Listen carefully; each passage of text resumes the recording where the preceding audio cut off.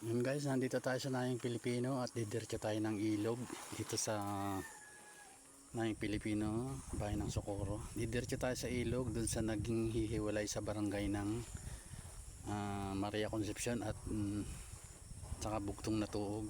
Titingnan natin yung sitwasyon doon sa ilog, kung paano ngayon sa kasalukuyan ng ngayon ay tagbaha. Titingnan din natin kung paano ang diskarte ng mga magmumotor na tumatawid doon sa ilog. Kung paano ang sitwasyon doon. Hali kayo, samahan nyo ako mga kalahi at titingnan natin doon sa gawing ibaba kung ano ang sitwasyon sa ngayon. I-set lang natin yung camera natin.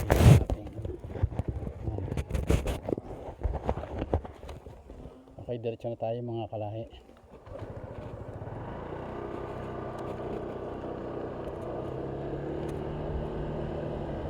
Yan, ang ganda na ng iniunlad dito sa Maria Concepcion, dito sa lugar ni Capmili, Bacolod. Ayan, naunlad na rin dito sa lugar na to. Hi. Ayan,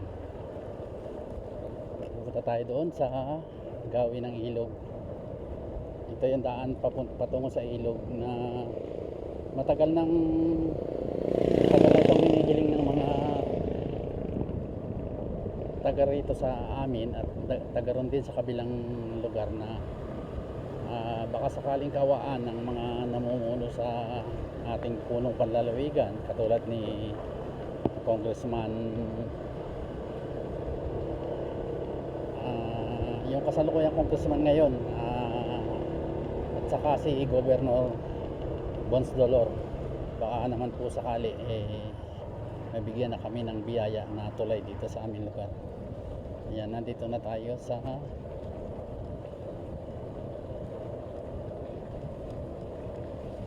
ayan.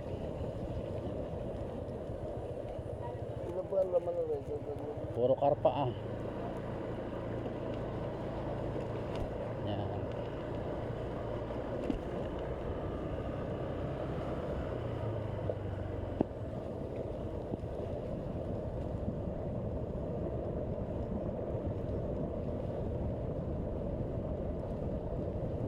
Yan.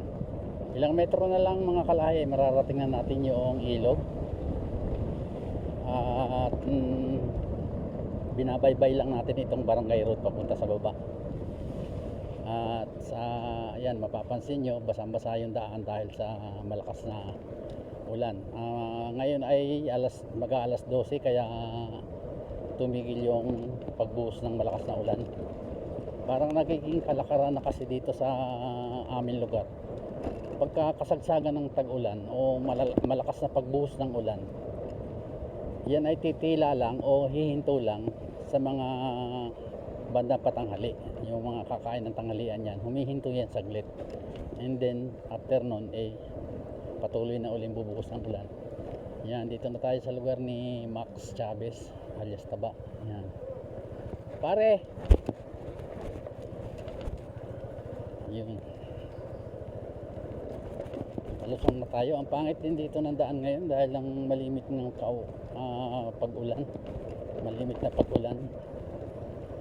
Yan, may mga kasama rin akong content creator na taga ron sa kabilang ilog sa papuntang Bugtong. Shout out sa inyong lahat. Kay Kalagbay, shout out sa iyo Kalagbay. Kay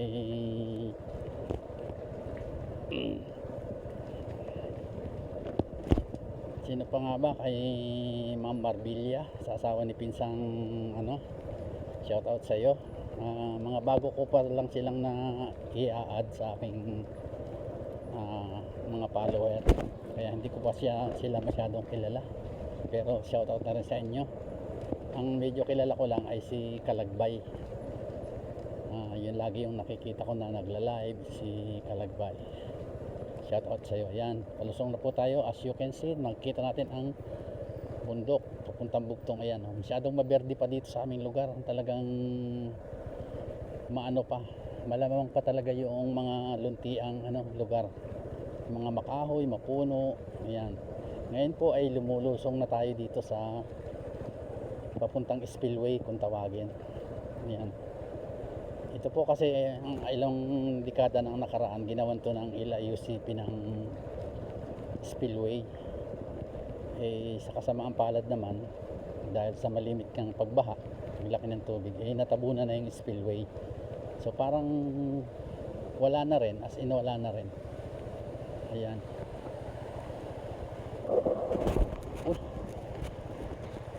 Slide tayo Ang pangit ang daan dito mga kalahi. Talagang biyak-biyak na yung daan Ayan. Ayan. Mahirap, kawawa talaga yung mga taga rito. Basta mabuti-buti pa kami at andito lang kami sa sentro. Pero yung mga taga kabilang ilog po, talagang napakahirap ng sitwasyon nila. Lalo na ngayong umuulan. Malimit na umuulan. Wala talagang makatawid basta-basta na sasakyan. Lalo na yung mga kailangang lumabas para bumili ng mga makakain nila, yung mga paninda, yung mga prime commodities, hindi po talaga nila hindi po talaga nila mabili pagka ganitong sa panahon ng tag-ulan dahil sa wala nga pong tulay. Yan, umaasa lang tayo sa paghupa ng tubig. Yan. At meron tayo dito nakikitang ilang estudyante na nagbabaka sakaling tumawid. Yan. Yan o, tipo ba? Lakas ang baha ngayon. So siguro dito muna natin ipark ang ating motor. At hindi naman tayo talaga tatawid. Bali mag-observe lang tayo kung paano ang ginagawa nila na sa kabila ng pagbabaha na to, kung paano yung diskarte nila o yung paraan para sila ay makasurvive.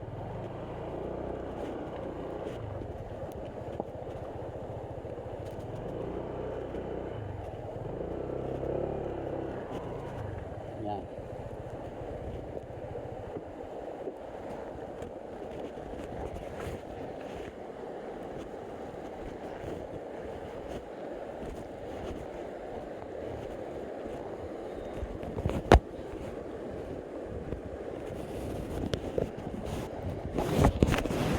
Natin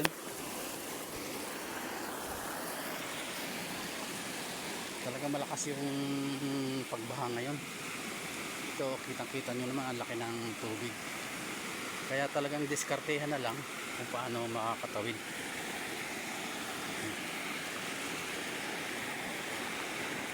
Yan sila Yan, merong isang magtatry na tumawid dito mga kalahit.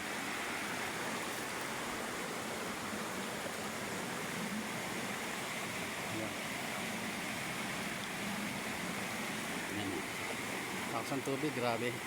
Sana maaksyonan na to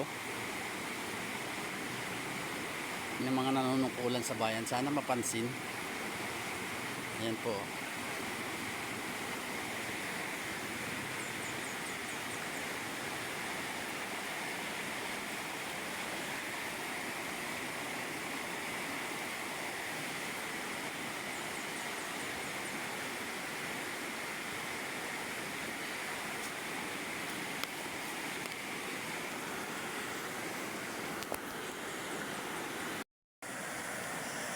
Inaakay-akay na sila talaga, hindi pwede talagang paanda rin.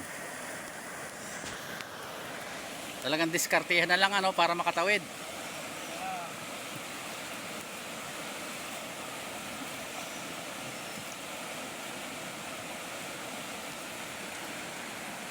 Yan, yung kasi yung mga nila dito, yung transportasyon na kalimitan, yung single na motor. Ang tawag sa Bisaya ay habal-habal. Yan. Pabayan pa kayo dyan, Toy. Oo. Sana hindi umulan mamaya ng malakas pag pauwi na kayo.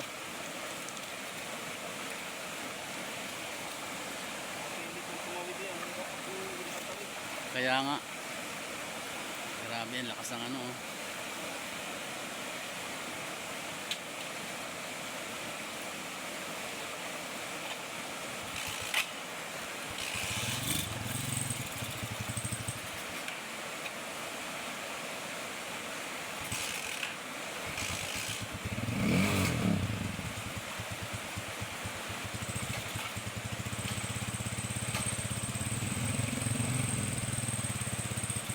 Mahirap din ang daan to sa kabila, basag-basag na. Parang ilog na walang tubig, ganun. Grabe. Ano, lakas talaga ng ano. Hmm.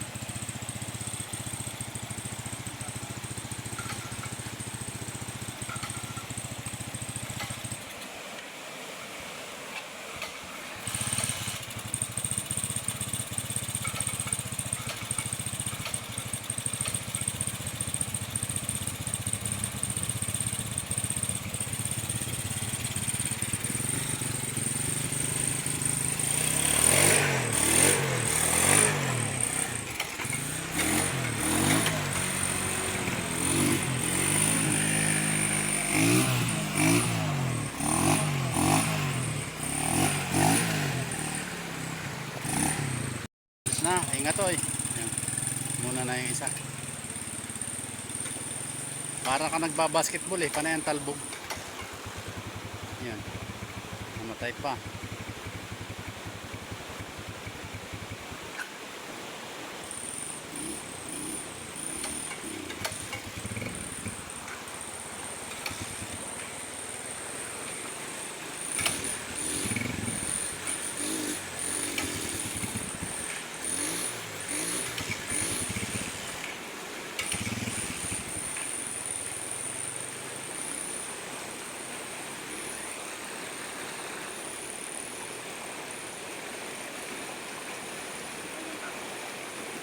Huwag mo muna kaya ito isilinyador ng malakas. Maliit lang ang hataw mo sa gas.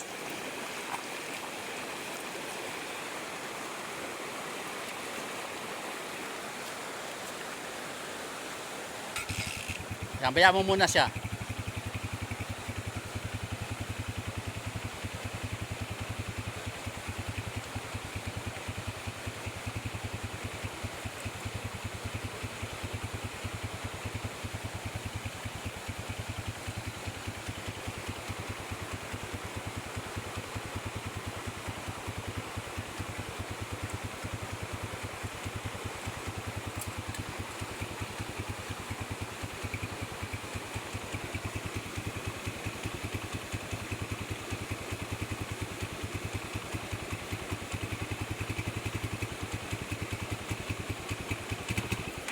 Pumuputok talaga pagka hinahataw.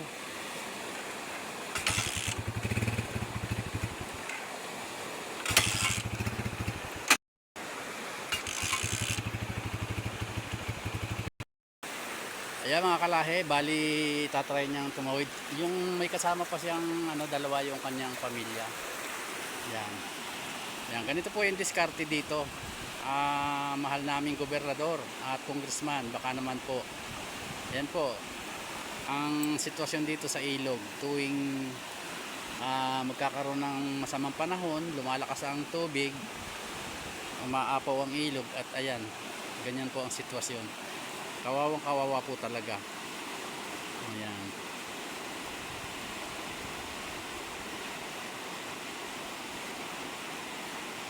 Yan, bali ihatid muna dun yung motor, akay-akay ng 2 tao. Buti pa at kaya pa naman ng akay. 2 taon din, babalikan niya ngayon yung kanya mag-ina. Sa kanya babalikan yung mag-ina niya. Yan. Dito po ito sa sa aming lugar dito ito po ay Subaan River. Subaan River po ito at ito po ay dito sa lugar ng naghihiwalay po sa barangay Maria Concepcion at saka ng Bugtong na Tuog. At sa gawing ibaba po yung Happy Valley, yung barangay Happy Valley. Yan, saka po niya babalikan yung kanyang mag-ina. Yan po.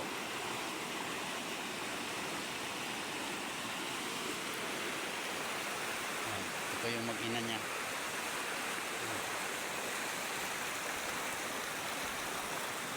Yan. Tatawid ka, bibe. Tatawid sa baha. Kita mo naman, ang hirap ng sitwasyon pag tag-ulan, Yan, at pagka napansin ang ating video, pag napansin ni Governor, baka sakali malagyan na ng tulay itong ating yun.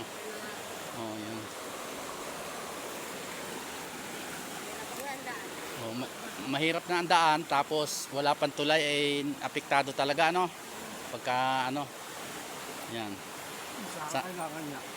sana Mabigat ng tulay. oo yun sana mapansin to ng mga nanunungkulan sa ating ano punong panlalawigan kay Governor saka kay Congressman yan.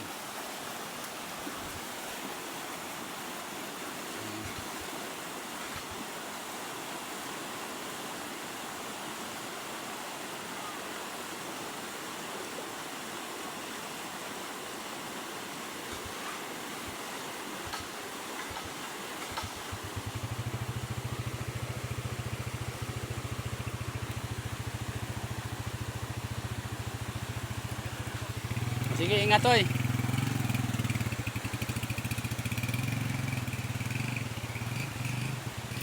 Susuli natin itong ating gamit na kinuha sa toolbox.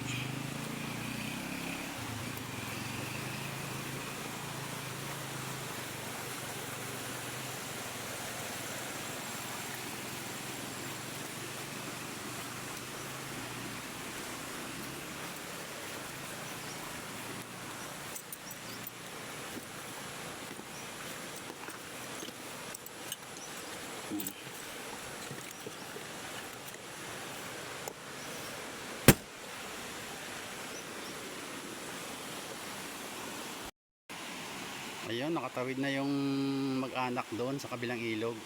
Saka pa sila uli sasakay ng motor papunta naman sa kanila. Ayan. So, pansamantala, hanggang dito lang muna tayo mga kalahi. At sana kahit papano ay makarating itong ating video sa may kinaukulan. At para naman kahit papano ay maibsan yung paghihirap ng mga taga rito sa Barangay Bugtong Natuog, Maria Concepcion at saka sa Concepcion. Yun lang po, magandang araw sa ating lahat. God bless you all.